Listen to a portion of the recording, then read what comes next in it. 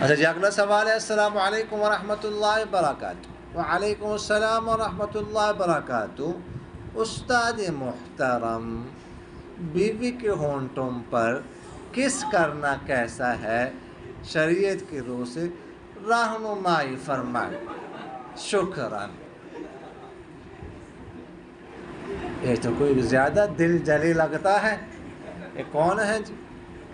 بالکل، دیکھو ہونٹ کرنے میں کوئی حرج نہیں ہے، بالکل کر سکتے ہیں، ہونٹوں پر کس کر سکتے ہیں، بلکہ زبان کو بھی جو ہے نا وہ چوس سکتے ہیں، اس میں کوئی حرج نہیں۔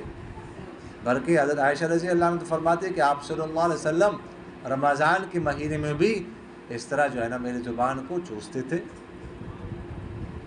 تو اس لیے اس میں کوئی حرج نہیں ہے، تو حدیث شریف سے ثابت ہے۔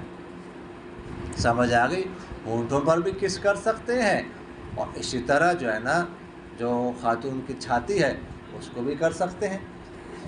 اور یہ اس لیے ایک کہہ رہا ہوں میں کہ بہت پرانی بات ہے، بہت پرانی بات ہے، آج سے کوئی 14 15 16 17 سال پرانی بات ہوگی، جب میں شاید پڑھتا تھا یا پڑھانا شروع کیا تھا، یا نہیں شروع کیا بلکہ شاید تخصص میں تھا، اس زمانے کے بعد میں گھر میں تھا، تو ہمارے والد صاحب کے ایک دوست تھے، تبلیغی تھے وہ بھی، محلے کے، دوپہر کا وقت تھا، دروازے پہ دستک ہوئی، وہ تو والد صاحب نکلے، میں تو دوسری کمرے میں تھا، مجھے تو پتہ ہی نہیں چلا۔ والد صاحب آ گئے، انہوں نے کہا وہ فلاں حاجی صاحب آئے ہیں تو وہ آپ سے مسئلہ پوچھنا چاہتے ہیں۔ میں نے کہا اللہ خیر کرے، دوپہر کا وقت تھا اس ٹائم، اور وہ بھی تھے بھی بڑی عمر کے، بیمار بھی تھے، میں کیسے آ گئے؟ تو خیر دروازے تک والد صاحب بھی میرے ساتھ آ گئے، چونکہ ان کے دوست تھے، تو میرا ہاتھ پکڑ کے دور سائڈ پہ لے گئے، کہتا بہت اہم مسئلہ آپ سے پوچھنا ہے۔